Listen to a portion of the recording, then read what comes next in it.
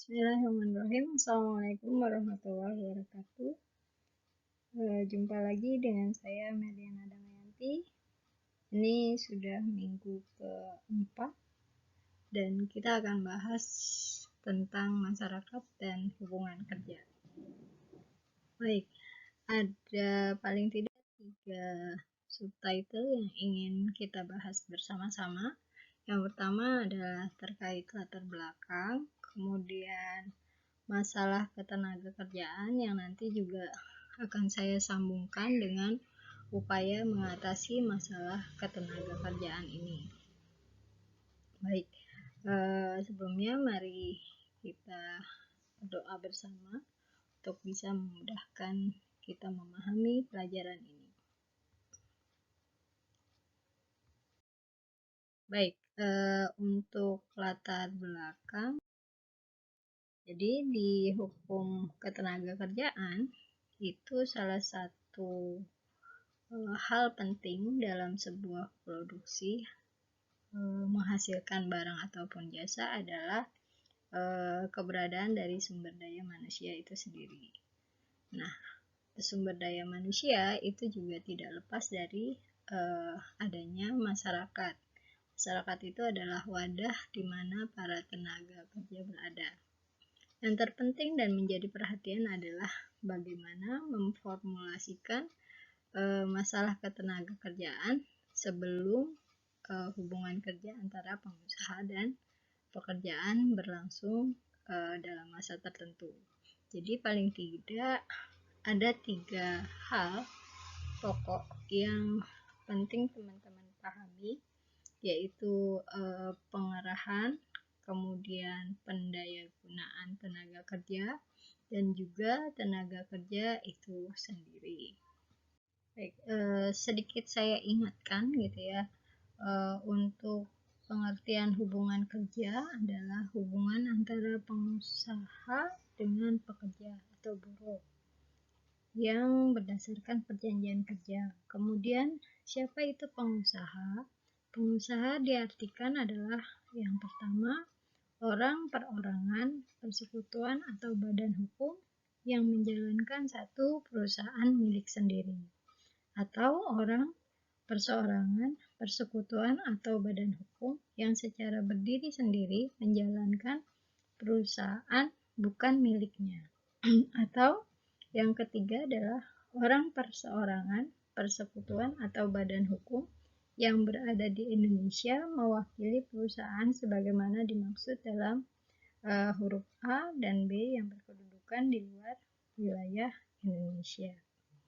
Jadi itu ya. Jadi hubungannya itu antara pengusaha pekerja gitu ya. Nah, sekarang kita akan masuk lebih dalam tentang 3 poin tadi.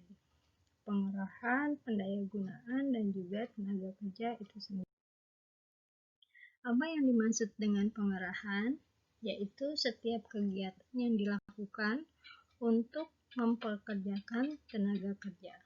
Jadi tenaga kerja itu diupayakan untuk apa gitu, diarahkan untuk kerja sebagai apa gitu ya. Kalau di industri sekarang, industri 4.0 itu harapannya para tenaga kerja itu sudah mulai melek teknologi gitu ya. Kemudian bagaimana dengan pendayagunaan tenaga kerja? Pendayagunaan tenaga kerja adalah setiap kegiatan yang dilakukan untuk menata guna, kegunaan, dan mengembangkan tenaga kerja secara optimal sehingga berhasil guna dan berdaya guna. Artinya para tenaga kerja itu dialokasikan gitu ya, disalurkan tenaganya berdasarkan keterampilan yang dia miliki atau keahlian yang dia miliki itu, sehingga tepat guna dan hasil guna. Kemudian tenaga kerja atau siapa yang disebut tenaga kerja? Yakni setiap orang, baik lelaki maupun perempuan, yang sedang dalam dan atau akan melakukan pekerjaan baik di dalam maupun di luar hubungan kerja guna menghasilkan barang dan jasa untuk memenuhi kebutuhan sendiri maupun masyarakat gitu ya. Artinya dia melakukan sesuatu pekerjaan untuk menghasilkan barang dan jasa dan untuk memenuhi kebutuhan dirinya atau masyarakat. Nah, secara umum pengerahan maupun pendayagunaan tenaga kerja tadi itu bertujuan untuk merealisasi yang ada dalam Undang-Undang Dasar 45 Pasal 27 Ayat 2, yaitu bahwa tiap warga negara berhak atas pekerjaan dan penghidupan yang layak bagi kemanusiaan. Ini ya, jadi harus kembali melihat gitu ya dengan jeli dari isi kandungan yang terdapat di Undang-Undang Dasar 45. Tuh, apakah tiap warga negara yang ada di Indonesia sudah mendapatkan pekerjaan? Nah, kita lihat nih Indonesia sudah seperti apa penataan ketenaga kerjaannya, gitu ya. Kemudian yang kedua, apakah dengan pekerjaan yang ada di Indonesia itu sudah cukup layak gitu ya kehidupan para pekerja yang ada di Indonesia, baik dalam tataran yang staf ataupun sampai di tataran pimpinan gitu ya. Karena Indonesia kalau secara range dunia itu pengupahan terhadap tenaga kerjanya masih dihitung murah gitu ya dibandingkan tenaga kerja dari negara asing. Nah, kemudian kita akan lihat gitu ya bagaimana negara dengan powernya gitu ya mengatur upaya agar bisa terwujud apa yang sudah tertuang dalam pasal 27 ayat 2 Undang-Undang Dasar 45. Maka kemudian negara mencoba menyusun strategi berupa kebijakan, kemudian program dan perencanaan tenaga kerja, baik secara mikro maupun makro, yang tujuannya adalah operasional untuk pembangunan ketenaga kerjaan. Ya, jadi apapun yang diupayakan oleh negara itu dalam rangka gitu ya, tujuannya adalah dalam rangka merealisasikan apa yang tertuang dalam Undang-Undang Dasar 45. Nah, kita lihat kemudian negara menyusun strategi berupa kebijakan, program dan perencanaan tenaga kerja gitu ya, adalah untuk pembangunan ketenaga kerjaan. Seperti apa gitu pembangunan tenaga kerjaan itu? Dilaksanakan melalui pendayagunaan setiap tenaga kerja agar menjadi potensi yang mendukung pembangunan serta ikut dalam proses produksi guna meningkatkan kesejahteraan umum. Ini harapan gitu ya, harapan yang diinginkan oleh negara gitu ya, bahwa apa yang direncanakan berkesinambungan gitu ya dengan output yang akan diterima. Jadi negara dengan gerakan berupa sistem gitu ya mencoba mengarahkan gitu ya. Nanti itu kayak posisi teman-teman sekarang sedang belajar gitu ya, output 3 tahun atau 4 tahun ke depan itu akan keluar kemudian menjadi apa gitu ya.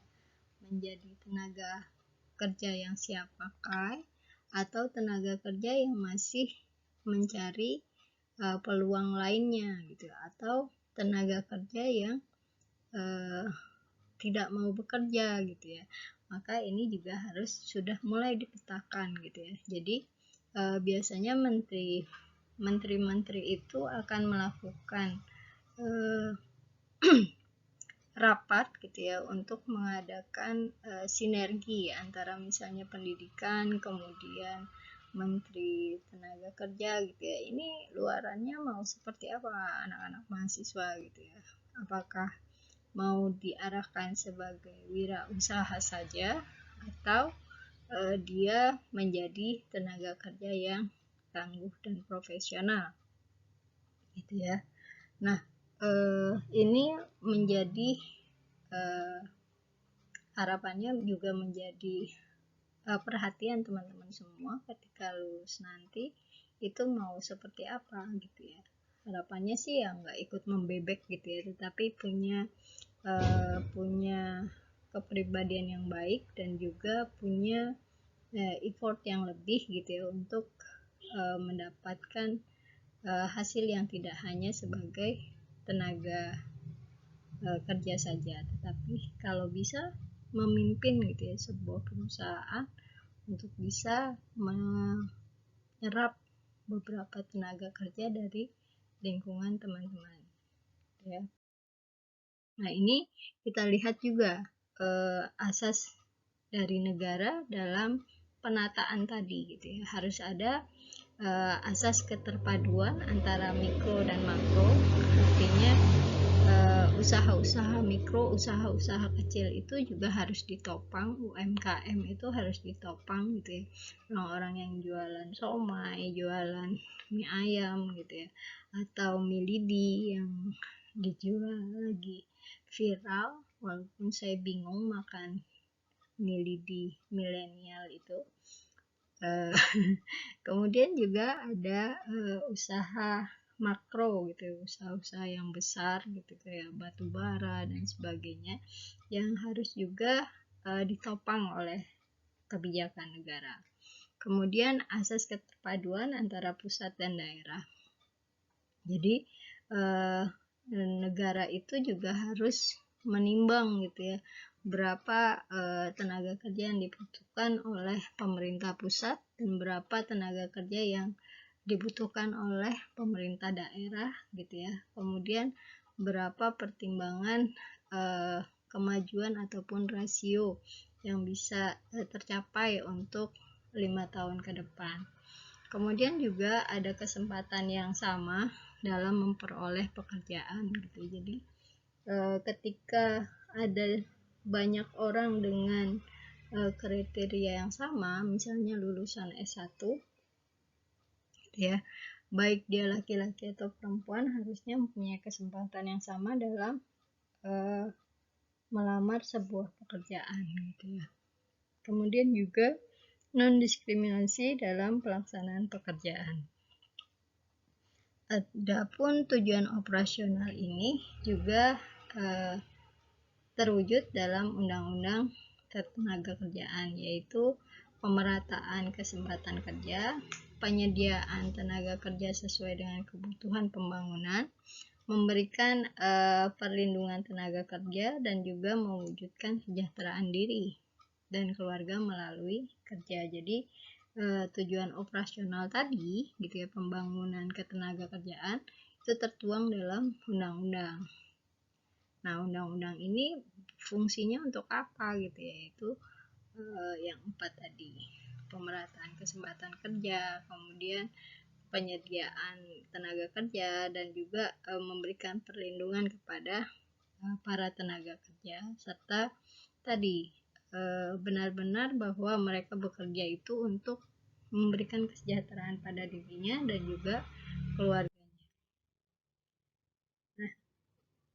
Nah, prinsip yang penting juga adalah optimalisasi kesempatan kerja, kemudian pengurangan pengangguran, serta pengembangan dari sumber daya manusia itu sendiri. Hanya saja kendala yang terjadi adalah adanya mekanisme pasar, yaitu di mana siklus produk barang atau jasa menjadi fluktuasi atau berubah gitu ya, turun naik berdasarkan permintaan atau penawaran barang dan jasa, juga penawaran dan permintaan terkait tenaga kerjanya ya. Contoh kasus misalnya peningkatan produksi itu sama dengan peningkatan permintaan.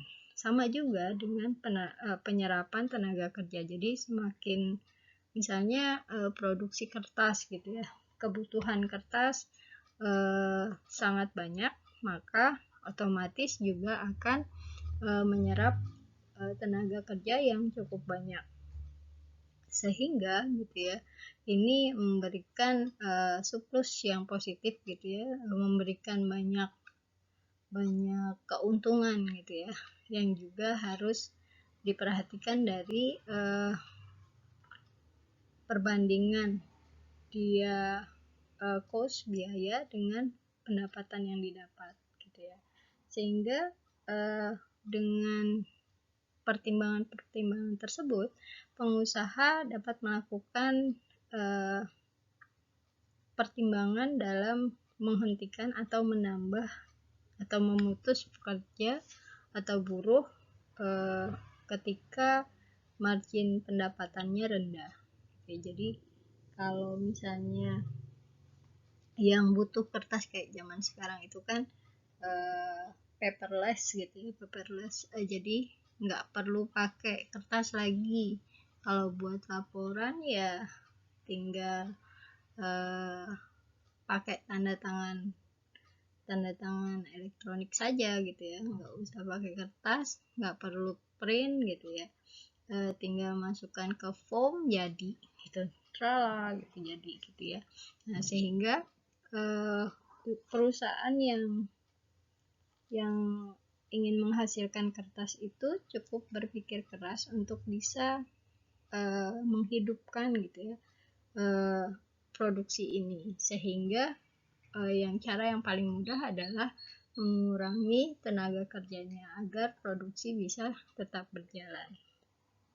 Nah ini yang kemudian menjadi PR gitu ya, bagaimana menstabilkan tadi permintaan terhadap produksinya untuk bisa menyerap tenaga kerja yang banyak ataupun stabil. Juga kemudian kendala kedua itu adalah terkait pasar kerja, di mana ada sektor formal dan juga sektor informal. Bedanya sektor formal dan informal adalah ketika sektor formal itu yang diutamakan, artinya di sektor formal itu semua orang bisa melakukan hal tersebut gitu ya, skillnya nggak perlu tinggi-tinggi, tetapi dia punya keahlian di bidang tersebut. Misalnya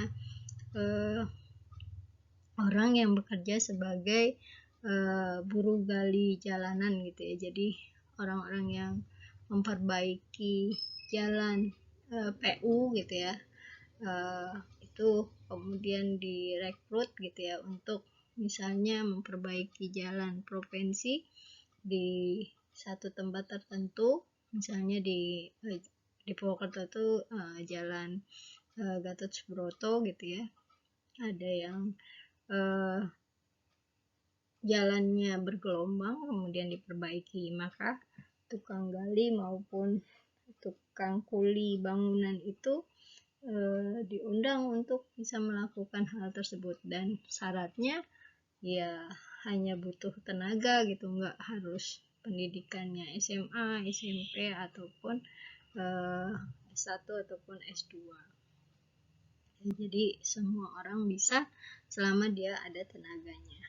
Kemudian kalau sektor formal itu butuh syarat yang lebih spesifik, misalnya dia harus S3, dia harus punya sertifikat yang diakui secara internasional dan sebagainya, yang kemudian diikat melalui perjanjian kerja dengan pengusahanya gitu ya. Jadi karena dia akan digaji tinggi gitu ya di sektor formal dengan keahlian yang sudah dia dapatkan dari bersekolah sekian tahun gitu ya, di mana gitu ya, atau dia sudah menempuh pendidikan sampai dengan S1 S2 S3 dan berikutnya gitu ya. Sehingga ini adalah bargaining position dia untuk bisa mendapatkan pasar kerja ataupun peluang di pasar kerja tersebut menjadi lebih tinggi. Ya. Nah, sekarang kita masuk ke masalah yang kedua, yaitu masalah ketenagakerjaan dan upaya mengatasi masalah ketenagakerjaan tersebut. Jadi saya gandengkan gitu ya, agar teman-teman lebih mudah memahaminya. Yang pertama, masalah ketenagakerjaan itu terkait jumlah dan pertumbuhan penduduk. Jadi karena Indonesia menganggap bahwa semakin banyak penduduk, semakin banyak yang harus diberi makan gitu ya. Padahal kalau menurut hitungan Allah itu kan nggak seperti itu gitu ya. Rezeki ya bukan karena hal demikian gitu ya. Selama dia hidup ya rezekinya pasti ada. Nah, karena gambaran yang berbeda gitu ya, akhirnya Indonesia melihat bahwa masalah jumlah dan pertumbuhan penduduk itu menjadi sebuah masalah yang besar. Kemudian adanya struktur umur dan batas tingkatan pendayagunaan tenaga kerja yang cukup berbeda gitu ya, cukup menjadi perhatian dalam kebijakan di Indonesia. Selanjutnya, masalah ketiga adalah penyebaran penduduk. Yang keempat, terkait tingkat pendidikan. Yang kelima adalah keterbatasan daya serap perekonomiannya. Kita lihat satu-satu ya. Nah, kalau jumlah penduduk, solusi yang diberikan oleh Pak Menteri dan Pak Presiden itu dengan pemerintahannya adalah dengan keluarga berencana. Gitu katanya. Ya. Jadi kalau sensus penduduk itu di Indonesia sudah mencapai 250 juta orang.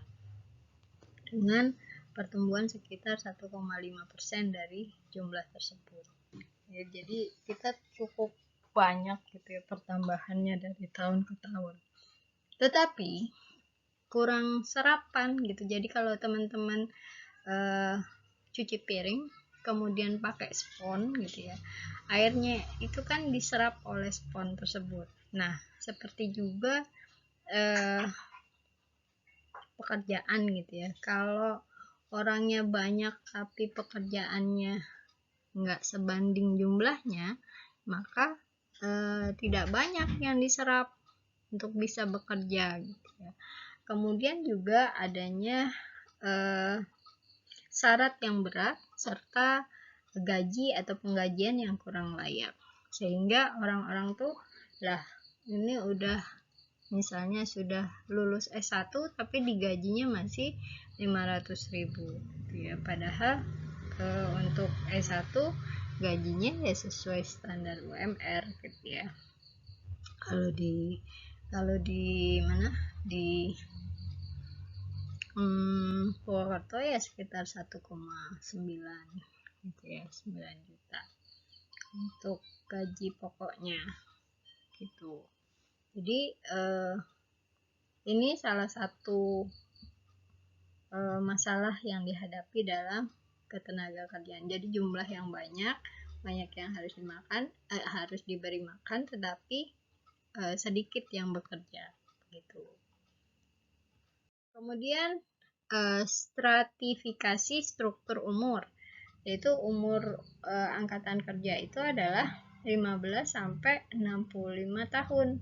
Maka solusi yang diberikan adalah perluasan kesempatan kerja. Rentang waktunya itu kan cuma 50 tahun ya, untuk orang bisa bekerja dengan baik, dengan nyaman gitu ya, dengan rentang waktu sedemikian. Walaupun sebenarnya di usia 55 itu juga tenaganya sudah sedikit berkurang gitu ya, apalagi 65 gitu ya. Dengan kondisi sekarang itu kayaknya usia 60 sudah harusnya tidak beraktivitas yang terlalu berat lagi. Ya, maka usulan dari pemerintah adalah adanya 10.000 startup untuk bisa menyerap tenaga kerja. secara wirausaha gitu ya. Sehingga angkatan kerja yang tidak semuanya bekerja, tetapi banyak juga yang menjadi pengangguran karena beberapa alasan tertentu. Dan kemudian juga yang bukan angkatan kerja, kebutuhan diri masih ditanggung oleh pihak lain, baik anak-anak maupun lansia gitu ya. Kebutuhan mereka masih ditanggung oleh orang-orang yang bekerja. Sehingga di angka 15-65 tahun ini cukup bebannya dia cukup berat gitu hitungannya, sehingga butuh ada startup untuk bisa memberikan pemasukan lebih kepada orang-orang di usia rentang 15-65 tahun ini. Masalah berikutnya adalah terkait penyebaran penduduk, yang solusi diberikan oleh pemerintah adalah dengan program transmigrasi. Kalau kita lihat, pulau yang paling padat penduduknya di Indonesia adalah Pulau Jawa, yang meskipun luasnya hanya 6,9% dari keseluruhan, ternyata Pulau Jawa ini dihuni hampir atau mayoritas penduduk Indonesia itu tinggal di Jawa. Sehingga ekonomi Pulau Jawa tidak mampu memenuhi kebutuhan hidupnya yang masih ditanggung oleh disupport oleh pulau-pulau yang lainnya. Kemudian masalah yang berikutnya adalah tingkat pendidikan yang masih rendah, sementara persyaratan tambah tinggi gitu ya. Solusi yang diberikan oleh pemerintah adalah mengutamakan penjurusan, sehingga teman-teman lihat banyak sekali SMK gitu ya dengan unggulan-unggulan program-program unggulan mereka. Kemudian juga sekolah atau kursus non formal itu ditingkatkan, misalnya sudah mulai banyak desain grafis gitu ya, kursus-kursus desain grafis, kemudian animasi gitu ya, dan sebagainya yang tidak perlu sekolah tinggi, tetapi dia bisa bekerja, segera bekerja gitu ya. Nah, kalau kita lihat jumlah lulusan S3 itu masih lebih sedikit maksud saya dibandingkan yang S2, lulusan S2 ataupun lulusan S2 itu masih lebih sedikit dari lulusan S1. S1 lebih sedikit daripada yang lulusan SMA. Kemudian adanya perubahan gitu ya, area pertanian industri yang terus berubah dari hari ke hari gitu ya. Industrinya semakin modern, sementara area pertanian juga tidak banyak gitu ya pemuda yang turun gunung menjadi petani gitu ya. Mereka masih melihat bahwa petani-petani itu masih butuh tenaga yang luar biasa gitu ya untuk bisa bertani padi, bertani tanaman yang lainnya gitu. Sementara di negara-negara maju maupun negara berkembang lainnya sudah melakukan modernisasi terhadap aktivitas pertanian gitu, sehingga mereka melakukan aneka kegiatan pertanian itu dengan bantuan teknologi, hingga tidak perlu orang banyak tetapi hasilnya maksimal. Nah, kita lihat contoh gitu ya. Misalnya untuk menjadi dosen itu syaratnya adalah lulusan S3 di 5-10 tahun mendatang gitu ya. Kemudian yang menjadi petani adalah orang-orang yang mampu menjual barangnya secara online gitu ya, agar bisa menjual lebih luas, menjual lebih banyak gitu ya, dan keuntungan juga didapat lebih banyak. Kemudian industri yang mampu bekerja secara profesional dan memiliki ijazah keahlian secara internasional. Jadi bukan lagi nasional gitu ya. Mintanya itu keahlian dia secara internasional, diakui secara internasional. Kemudian untuk penggajian ini masih belum seimbang. Ini antara lain kekurangannya ya. Jadi masih belum seimbang dengan kerja yang dihasilkan. Kemudian ketika kita belanja atau melakukan usaha online, perlindungan konsumen juga masih rendah terhadap apa-apa yang dilakukan di e-commerce itu. Sementara kesempatan kerja itu sedikit gitu. Contohnya misalnya ketika saya berkunjung di atau melakukan penelitian di Pengadilan Negeri Purwokerto, disampaikan gitu ya, mereka belum menerima pegawai baru dalam rentang 5 tahun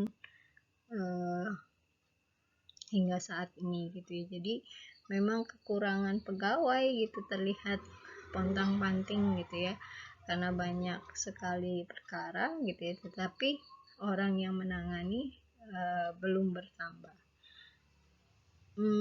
Mungkin itu yang ingin saya sampaikan. Sampai slide terakhir ini saya akhiri. Wassalamualaikum warahmatullahi wabarakatuh. Jika ada yang belum dipahami, saya persilahkan teman-teman untuk menyampaikan di ruang forum yang saya sediakan. Demikian, terima kasih. Wassalamualaikum.